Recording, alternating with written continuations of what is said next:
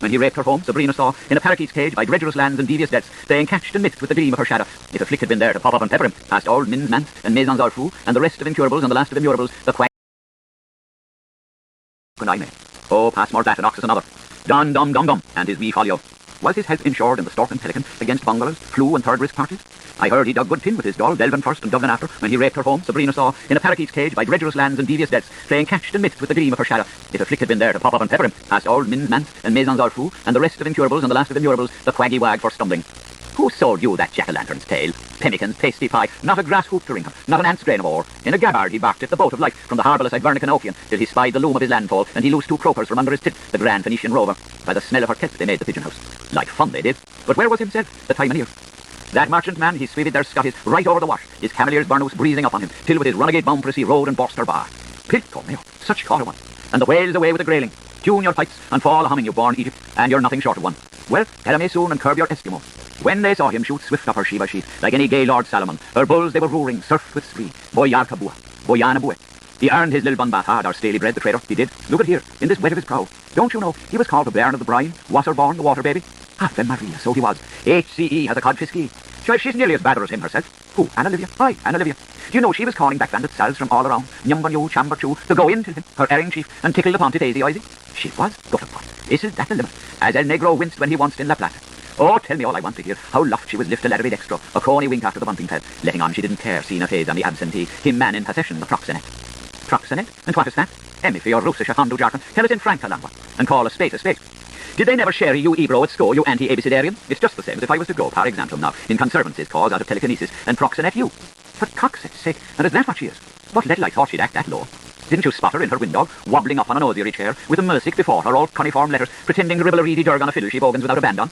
Sure she can't fit in a D, with bow or a band on. Sure she can't. Just a sucker. Well, I never know heard the like of that. Tell me more. Tell me most.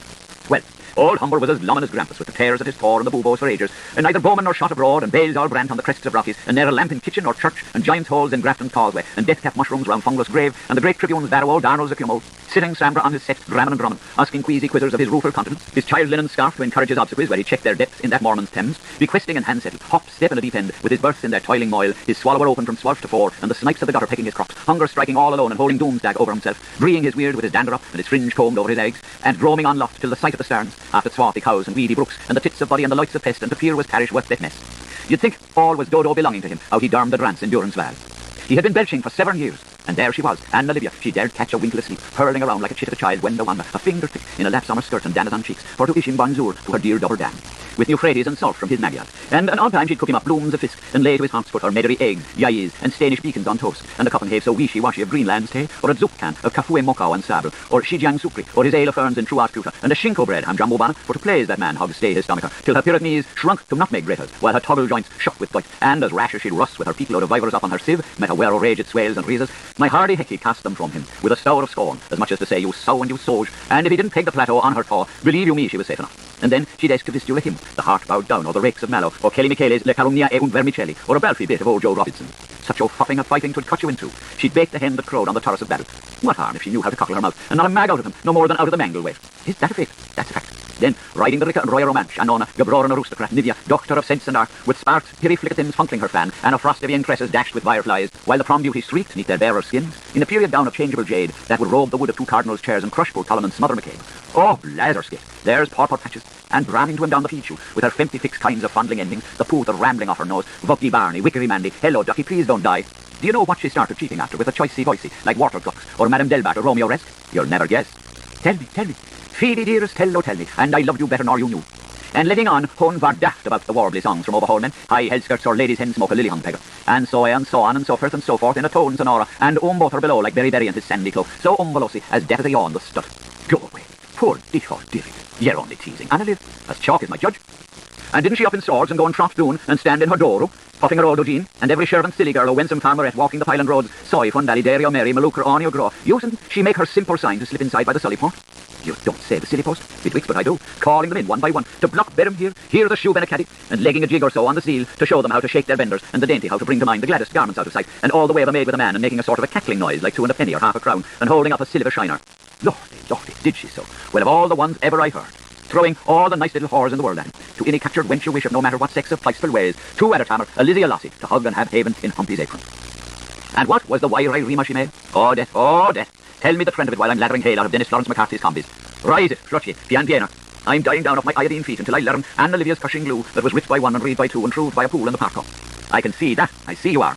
How does it tumble? Listen now. Are you listening? Yes, yes. Indeed I am. Turn your oar out. Sun in. By earth and the cloudy, but I badly want a brand new bankside. Be damp and I do and a plumper at that. For the bloody affair I have is wore out, so it is sitting, yaping and waiting for my old Dane Hodder, my life and death companion, my frugal Kivar larder, my much-altered camel's hump, my joint spoiler, my May moon's honey, my fool to the last December, who wake himself out of his winter's doze and bore me down like he used to. Is there well a lord of the manor or a knight of the shire at strike, I wonder, that'd dip me a day or two in cash for washing and darning his worshipful socks for him? Now we're run out of horse brose and milk. Only for my short British bed, maids as snug as it smells, it's out I'd left and off with me to the slobs de la Tulka, or the plage o' Clontarf, to feel the gay air of my salt troubling bay, and the race of the say wind up me on Boucher. On, tell me more, tell me every tiny thing. I want to know every single ingle, down to what made the potters fly into Yag's hall.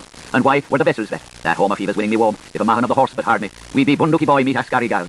Well, now comes the Hazel hatchery part. After Clondalkin, the King's Inns. We'll soon be there with the freshet. How many 11 had she in Toul? I can't rightly read you that. Close only knows. Some say she had 3 figures to fill, and confined herself to 111, one by one, making me and a common moyas. All at Lannet, all that packed. We won't have room in the kirkyard. She can't remember half of the cradle names she smacked on them by the grace of her boxing bishop's infallible slipper, the cane for Cund, and apples for Eolf, and Either Nather for Yaakov Yea. 100 and how? They did well to rechristen her to Curabell. Oh, Lorelei, what a lot and loads. Hey-ho, but it's quite on the card she'll shed more and merrier. Twills and trills, spare fours and spoiled fives, Nord-Seeks and Sudsevers and eyes and nines to a litter. Grandfathering nap and mess of misery, and the knave of all knaves and the joker. Hee-haw. She must have been a gadabout in her day, so she must, more than most. Sure she was, good gad. She had a few men of her own. Then the toss ne'er scared that lass. So aim more, that's Agapo. Tell me, how can she cannon through all her fellows, the neck she was, the Dibbleen, casting her perils before our swains, from Fontaine Monte to Tidingtown, and from Tidingtown till Habit, linking one and knocking the next, catching a flank and tipping a jutty and pawing in and petering out, and gliding by on her east way. Why, who was the first forever burst? Someone he was, whoever they were, in a tactic attack or in single combat. Tinker, Tyler, soldier, sailor, pieman, piece, or policeman. That's the thing, I'm always on the edge to ask. Push up and push farther and come to what ill headquarters. Was it Waterloo's year, after Grattan or flood, or when maids were in ark, or when three stood hosting? Fidelis will find where the doubt arises, like Nieman from Nergens found the Nihil. What are you sighing for? I'll bear no answer. Untie the gemin's fisty knots, speak and no answer. She can't put her hand on him for the moment. Says the long, lang low, walking weary, such a loon way backwards to row. She said herself she hardly knows who in the annals her graveler was, a Dennis of Leinster, a wolf of the sea, or what he did, or how blithe she played, or how, when, why, where, and who often he jumped at her, and how it was gave her away. She was just a young, thin, pale, soft, shy, slim slip of a thing then, sauntering by Silver Moon Lake, and he was a heavy, trudging, lurching lie-abroad of a curra man, making his hay for whose sun to shine on, as tough as the oak trees, Pete's be with them, used to rustle that time down by the dykes of Killare, for Port Clelfoss with a flash across her. She thought she sank neath the ground with nymph and shame when he gave her the tigress eye. Oh, happy fault. Me wish it was he.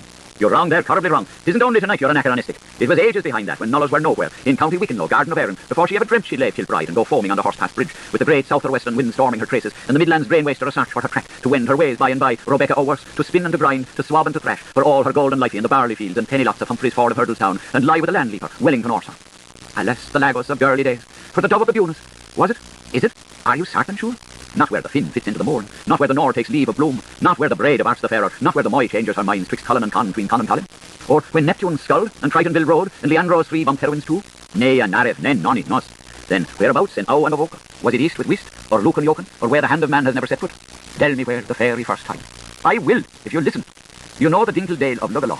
Well, there once dwelt a local hermit, Michael Arklow was his reverend name, with many a sigh I aspersed his ladder did, and one vain as Durgan June or July, oh so sweet and so cool and so limber she looked, Nance, the Nixie, Nanon Lesko, in the silence of the sycamores, all listening, the kindling curve you simply can't stop feeling, he plunged both of his newly anointed hand, the core of his cushion, in her singy Marie saffron strumens of hair, parting them and soothing her and mingling it that was deep, dark and ample, like this red bog at sundown.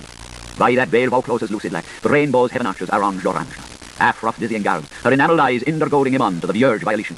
Wish, wish, why, oh why, Mavro, Letty lurks laughing like throw those laurels now on her daft tea-song Petrock. Mass, but the magic Wavis has Elfan and meshes, and Simba the slayer of his ogre is slewed.